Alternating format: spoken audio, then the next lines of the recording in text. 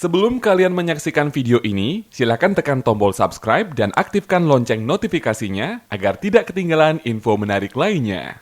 Oke, selamat pagi pemirsa. Masih dengan saya Ade Dorcas ya di acara Fintalk Financial Talk edisi Senin 23 November 2020.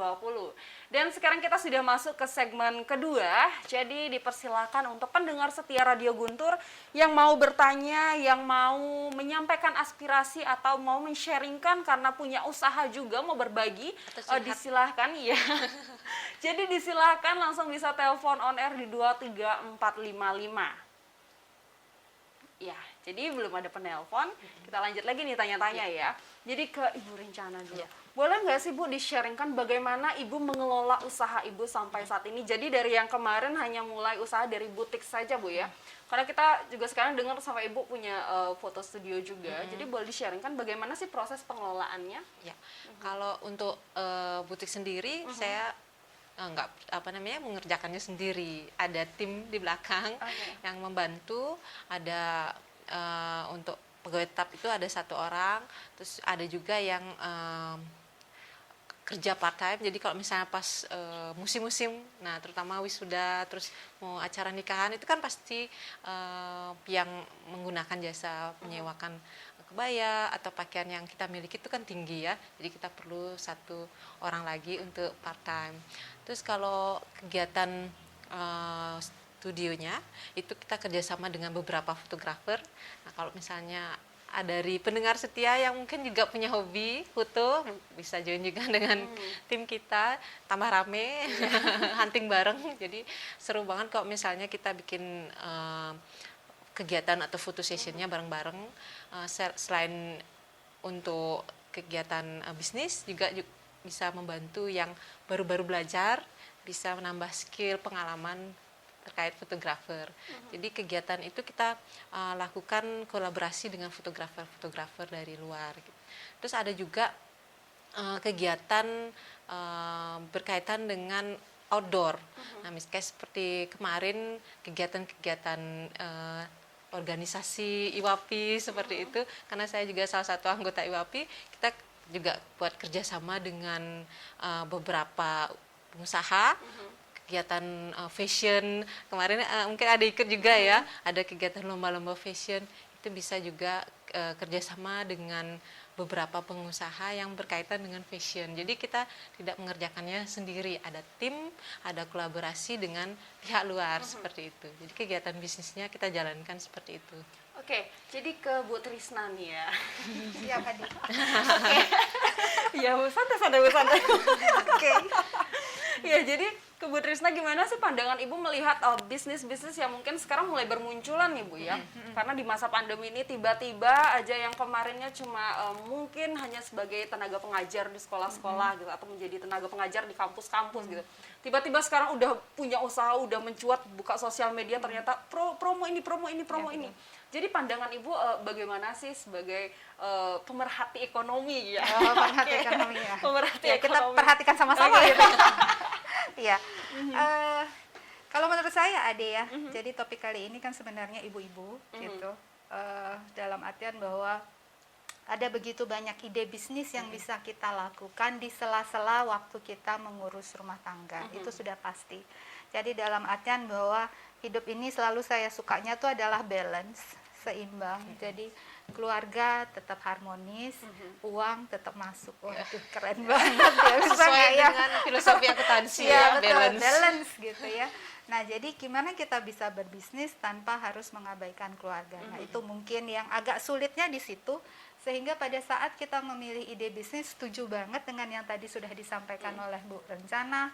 Satu, jangan menggunakan modal yang terlalu besar, kemudian dekat dengan rumah tinggal kalau bisa, karena itu bisa lebih dekat dengan keluarga dan lain sebagainya. Tapi yang mungkin saya garis bawahi juga bahwa gimana kalau bisnis itu sesuai dengan hobi kita ya, betul. Passion kita ya. Jadi kalau misalkan kita suka memasak, sudah pasti masakannya akan enak gitu kan. Nah, terus berikutnya adalah pada saat kita ingin menggeluti suatu usaha, saya yakin bahwa cobalah untuk dipelajari terlebih dahulu bagaimana aturan mainnya gitu. Kita bisa masak tidak bisa selesai sampai di situ. Tadi Bu Rencana bilang marketingnya harus ada. Iya. Jadi kita harus tahu siapa yang membeli. Iya. Jangan sampai kita membuat versi kita gitu kan. Orang saya suka masakan begini, ya enggak gitu. Jadi kalau kita masak tujuannya untuk jualan, jadi kita bisa harus mengukur pasar kepada siapa kita harus menjual masakan kita. Nah, di situ sebenarnya jelinya ya. Jadi gimana kita berjualan itu Tantangannya di sana. betul bahwa barang yang kita jualin adalah barang yang memang dibutuhkan oleh pembeli. Contoh kalau saya misalkan, tapi saya nggak diet sih ya, tapi ada beberapa orang tuh yang memang diet gitu. Jadi tentu saja dia akan mengejar catering-catering atau masakan-masakan yang memang berbau diet gitu. Jadi sehingga dalam ide saya bahwa gimana kita buat masakan diet itu yang enak. Karena setahu saya bahwa yang tidak enak itulah yang sehat kan gitu ya. Sedangkan makanan yang enak-enak itu pasti tidak sehat gitu kan. Jadi gimana kita memasak dia enak tapi sehat. Nah, itu dia. Nah, itu yang harus kita tahu persis bahwa setelah kita selesai membuat suatu produk yang akan kita jualkan gitu, yang ingin kita jual untuk memperoleh penghasilan, kita harus tahu cara mainnya seperti apa. Nah, seperti yang saya bilang juga, bisnis itu harus dijalankan dengan hati. Jadi jangan sampai bahwa setelah kita berbisnis kemudian gagal gitu ya, karena Bu Rencana tadi udah wanti-wanti bahwa jangan takut gagal. Nah, itu harus dipegang dulu mungkin. Nah, saya bukan seorang entrepreneur ya. Salah satu alasan saya tidak berentrepreneur mungkin gara-gara itu, jangan tiru saya gitu, tapi bukan itu sih alasannya. Ya, tapi maksud saya bahwa pada saat kita menjalankannya dengan hati, dengan bahagia gitu ya, jadi segala sesuatunya akan lebih enak. Jadi kalaupun kita itu gagal di satu kali, tetapi kita tetap bisa selalu positive thinking, selalu melaksanakannya dengan happy, ada sisi-sisi lain yang memang kita tidak akan terlalu terpuruk jika memang usaha itu gagal. Sehingga kalau saya pribadi, berbisnis itu oke banget. Oke banget. Satu adalah untuk menambah pundi-pundi keluarga, sudah pasti, jadi meningkatkan perekonomian keluarga, tapi setelah uang masuk jangan lupa dikelola lagi ya. Jangan nanti uang masuk kita malah lebih besar konsumtifnya. Nah, itu kan gawat lagi gitu. Jadi sekali lagi dikelola lagi. Kembali ke resep soto Ibu ya. Iya betul. Jadi jangan lupa itu gitu. Jadi jangan lupa bahwa kita itu berusaha untuk menambah penghasilan supaya pengeluaran kita jadi lebih bisa dikelola dengan baik, hidup kita jadi lebih bahagia dan sejahtera dengan adanya bisnis yang kita jalani. Oke, jadi seru ya. Ini pandangan dari pemerhati ekonomi yang tadi Ibu Pemerhati mama mungkin. ya, pemerhati mama ya. Dan tadi juga Ibu Trisna sempat menyinggung bahwa Ibu Trisna sebenarnya bukan yang orang yang entrepreneur ya. Bukan, iya betul. Saya biarkan di posisi yang belanja saja. Oke, belanja saja. Jadi Bu Rencana di sini adalah jiwa entrepreneurnya ya. Wah, ini sepertinya komplit di sini. Jadi saya semi aja kalau gitu ya. Saya semi entrepreneur dan semi konsumennya ya.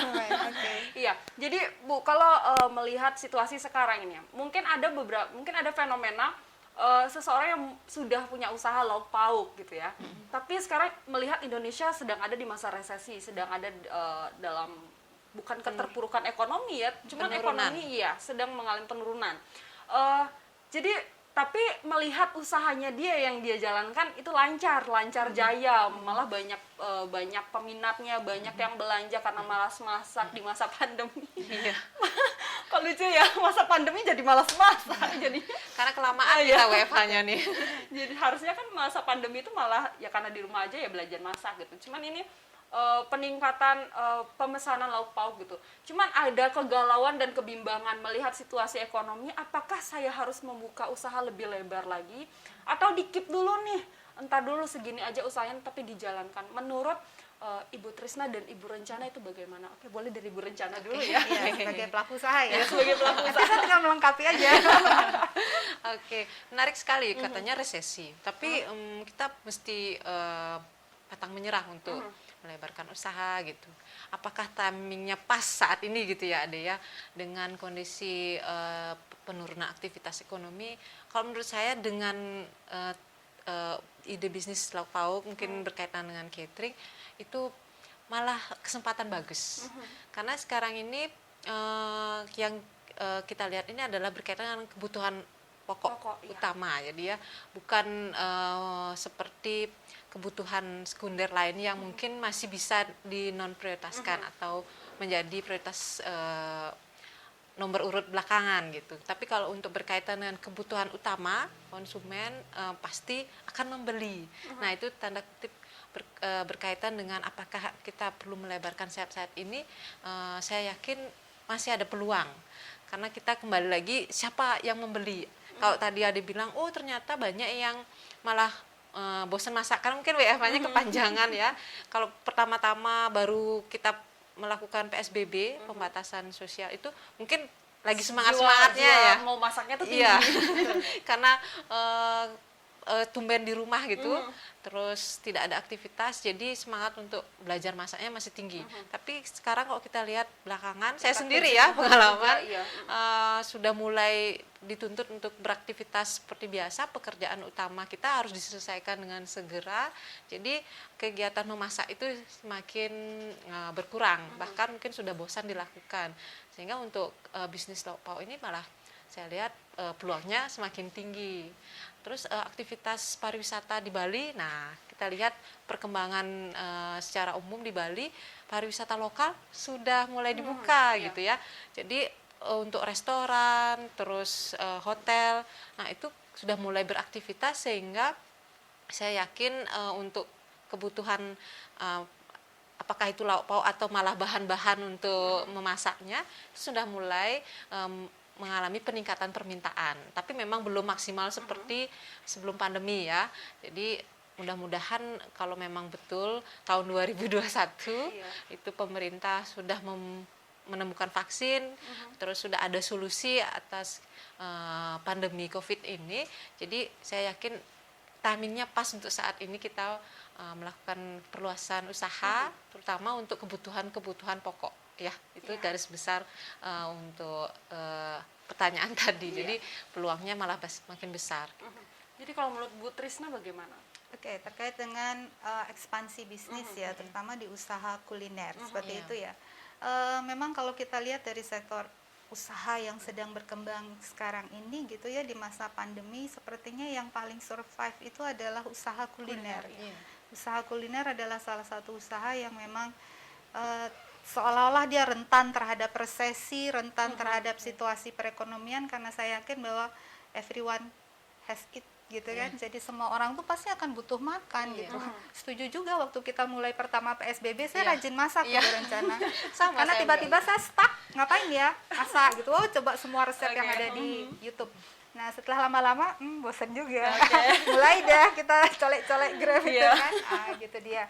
Nah, jadi sekarang masalahnya apakah kita akan melakukan ekspansi atau tidak. Nah, kalau saya lihat harus secara accounting tentu saja ya, kita harus prioritas terhadap laba gitu. Jadi kita harus manage laba sebenarnya, dalam artian bahwa itu ada hitung-hitungannya.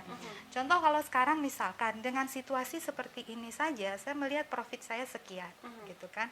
Profit saya sekian dengan konsumen saya yang sudah bisa diprediksi gitu. Nah, itu kita bisa akan melihat trennya saja dulu.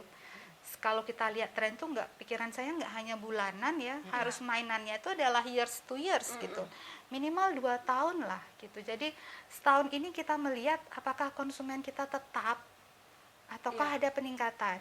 Di tahun kedua juga kita harus tetap seperti itu gitu kan. Nah, di tahun kedua menurut saya bahwa konsumen ini kita harus dapatkan lagi apakah ada variasi menu yang perlu kita tingkatkan. Jadi kita nggak semerta-merta pingin gede dulu gitu. Kalau menurut saya sih lebih bagus step by step. Jadi kita itu seolah-olah bisnis itu kayak menaiki anak tangga. Tangga 1, tangga 2, tangga 3. Jadi jangan sampai bahwa kita tiba-tiba ingin besar, langsung muncul besar, kelihatan besar, tetapi dalamnya tuh keropos gitu. Dalam artian semua ada hitung-hitungannya sebenarnya. Semua ada hitung-hitungannya. Dalam artian kita sudah tahu bahwa usaha kita ini profitnya sekian. Kalau kita ekspansi tentu saja akan membutuhkan dana sekian. Dana ini bisa dari pihak ketiga atau dari modal sendiri kan gitu. Nah, misalkan kita membutuhkan dana dari pihak ketiga, jangan lupa itu ada bunganya. Ada konsekuensi yang harus ditanggung. Apakah bunga itu sudah relevan tidak dengan peningkatan pendapatan yang akan kita lakukan jika kita melakukan ekspansi. Nah, jadi jangan keburu-buru dulu gitu. Jadi oke, kita pakai 2 tahun lah mungkin ya. Sekitar 2 tahun itu untuk memprediksi apakah usaha ini bisa kita kembangkan atau tidak.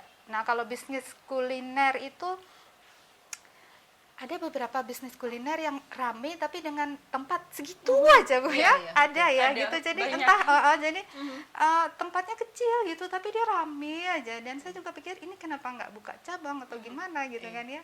Ya mungkin dia punya alasan-alasan tersendiri yang membuat bahwa atau tidak berani terhadap itu gitu. Dalam artian bahwa itu ada pertimbangannya sendiri, dan kalaupun kita untuk ekspansi ya saya pikir harus ada hitung-hitungannya, kalkulasinya, jangan sampai bahwa ekspansi yang kita lakukan malah menjebak kita nanti terhadap kesulitan keuangan. Oke, jadi dengan hitung-hitungan yang sudah dilakukan, mungkin kalau memang ini sudah dilihat selama 2 tahun ini memang peningkatan yang sangat signifikan terjadi di usaha kuliner ini, mungkin bisa-bisa saja gitu ya Bu ya. Bisa saja bahkan ya bagus gitu ya, kalau semakin melebarkan sayap gitu. Tapi balik lagi diperhatikan lagi hitung-hitungannya apakah sudah sesuai, dan dilihat juga konsekuensi yang ada. Kalau pakai modal sendiri kan nggak apa-apa deh ya. Cuman kadang-kadang pada saat bisnis kita berkembang, kita membutuhkan modal dari pihak ketiga. Nah, itu yang harus dicermati, bukannya harus diabaikan, dicermati dan dilakukan kalkulasi dengan baik, gitu aja. Ya, tadi seru sih dengar pengisilahannya Bu Trisna ya, jangan sampai kuat di luar tapi keropos di dalam ya. Betul. Jangan sampai kelihatan Tampilannya yang punya hebat di usaha luar, di sana sini, gitu. banyak ternyata- cabangnya, ternyata tapi di dalamnya ya masih kurang. bergantung dari modal luar. ternyata labanya atau hasil-hasil usahanya itu ya masih lemah gitu ya. Dan wow, ini seru sekali pembahasan kita hari ini tentang ide bisnis emak-emak di masa resesi. Dan terima kasih kepada Bu Trisna dan Bu Rencana yang sudah mau menyampaikan materinya. Tapi bisakah Ibu Trisna dan Ibu Rencana menyampaikan closing statement kepada pendengar setia kita hari ini? Jadi bisa dimulai dari Ibu Trisna dulu. Oh ya, baik Ade. Terima kasih. Ini adalah closing statement, berarti udah selesai ya? Nggak terasa juga sih nih kalau kita ngobrol Saya begini. kaget loh, sudah selesai. Ternyata. Ide bisnis mama di masa resesi. Resesi adalah suatu kondisi perekonomian di mana terjadi penurunan kegiatan aktivitas ekonomi yang itu buruk, tetapi kalau kita sikapi dengan positif itu bisa kita lalui dengan baik-baik saja. Kemudian emak memiliki peran-peran yang sangat ganda gitu, di samping harus mengurus rumah tangga seperti saya bilang tadi, jadi menteri keuangan, pengelolaan keuangannya dia bisa juga untuk menambah pundi-pundi dengan melakukan usaha-usaha kecil yang tidak terlalu banyak membutuhkan modal. Mungkin itu tanda kata kunci yang pertama, bahwa ide bisnis itu adalah bisa menghasilkan uang tetapi tidak menggunakan anggaran yang terlalu besar. Jadi tidak sampai mengeroposi lagi keuangan kita gitu, tapi malah bisa menambah pundi-pundi. Jadi itu yang harus diperhatikan. Terus berikutnya adalah ada baiknya bahwa usaha yang kita jalanin itu adalah sesuai dengan passion kita, sesuai dengan hobi kita. Jadi kalau kita sesuai dengan hobi, itu setidaknya membuat apa yang kita lakukan itu jadi menyenangkan. Nah, apapun kalau kita lakukan dengan menyenangkan, biasanya hasilnya juga pasti akan menyenangkan. Nah, seperti tadi Bu Rencana, kalau kita yang namanya usaha, jangan pernah takut gagal dulu ya. Jadi kita nggak pernah tahu usaha kita gagal atau berhasil kalau kita belum pernah mencoba. Ya, jadi silahkan mencoba. Ya, mungkin itu saja, Adi. Ya, kepada Bu Rencana silakan. Jadi kalau misalnya kita sudah dari awal meniatkan diri untuk memiliki usaha, menyadari bahwa perempuan atau emak itu adalah multitasking, dalam istilahnya Bu Trisna tadi, the power of emak-emak. Jadi kita punya kekuatan lebih ya. Jadi kita harus percaya diri, jangan takut mencoba. Saya yakin semua emak-emak ya, perempuan secara umum itu adalah hebat, wanita yang hebat, punya kemampuan untuk berkreativitas, punya kemampuan untuk melakukan kolaborasi, karena kita sudah terbiasa melakukan kegiatan bersama orang lain dengan jadi dalam satu rumah tangga pasti kita berkolaborasi dengan suami, dengan anak. Jadi kemampuan itu secara alami sudah kita miliki. Jadi jangan takut untuk keluar dari zona nyaman. Jadi comfort zone-nya penting untuk kita keluarkan lagi kemampuan kita. Saya yakin dengan kita mulai mencoba berbisnis, perekonomian keluarga bisa kita tingkatkan dan mensejahterakan masyarakat secara umum. Jadi penting sekali untuk emak-emak berbisnis. Jadi silahkan dicoba juga. Iya. Jadi silahkan dicoba para bapak. Jadi sekali lagi terima kasih kepada Bu Trisna dan Ibu Rencana yang sudah memaparkan banyak hal ya tentang topik kita kali ini, yakni ide bisnis emak-emak di masa resesi. Jadi seringkali kalau kita berpandangan tentang emak-emak itu yang ratingnya kanan, tapi jalannya ke kiri. Jadi seringkali kita memandang bahwa emak-emak lemah, emak-emak nih kurang teliti, emak-emak nih. Tapi kita lihat di sini di sisi lain bahwa emak-emak ini adalah seorang yang multitasking ya. Jadi perempuan ini punya bawaan sifat multitasking yang bisa nggak cuma bekerja di satu hal saja, tapi bisa mengambil berbagai hal mungkin di waktu yang bersamaan. Jadi mungkin semangat untuk emak-emak yang mau memulai bisnis, dan tidak hanya untuk emak-emak saja, jadi calon emak-emak seperti Ade mungkin juga ya bisa melakukan, bisa mulai memikirkan ide-ide bisnis apa sih yang akan dilakukan, dan mungkin tidak hanya dipikirkan tapi dilakukan juga bisnisnya dan dicoba. Jadi seperti yang sudah disampaikan oleh kedua narasumber kita, jangan pernah takut gagal. Jadi dicoba dulu, dilihat juga, mulai dihitung-hitung juga. Jadi jangan sampai kuat di luar, keropos di dalam. Seru sekali pembahasan kita hari ini di Fintalk Financial Talk edisi Senin 23 November 2020. Dan kepada pendengar setia Radio Guntur yang mungkin ketinggalan obrolan seru kita kali ini, jangan khawatir karena bisa mengunjungi laman YouTube-nya Radio Guntur dan bisa melihat video kita, video Fintalk kali ini di sana. Dan mungkin jika ada pertanyaan saat pemirsa menonton video ini, bisa cantumkan pertanyaannya di kolom komentar. Dan jika dirasa video ini bermanfaat, jangan lupa like, komen, subscribe, dan di-share juga ke seluruh sosial media yang pemirsa punya, pendengar setia Radio Guntur punya, agar orang-orang di luar sana juga bisa mendengarkan ide-ide bisnis yang bisa dilakukan di masa resesi saat ini. Sampai jumpa, saya Adirnya Dorcas Kedoh, pamit undur diri.